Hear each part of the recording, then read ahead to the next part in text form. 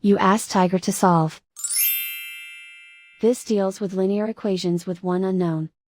The final result is y equals -4. Let's solve it step by step. Simplify the expression. Simplify the arithmetic.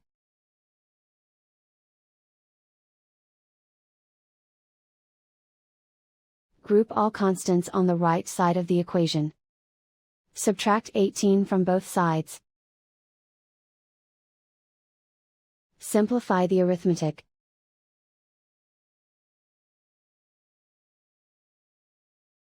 Isolate the y.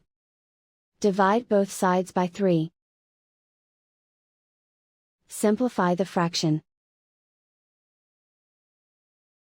Find the greatest common factor of the numerator and denominator.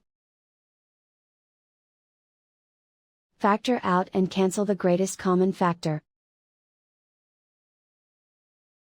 And so the final result is y equals -4.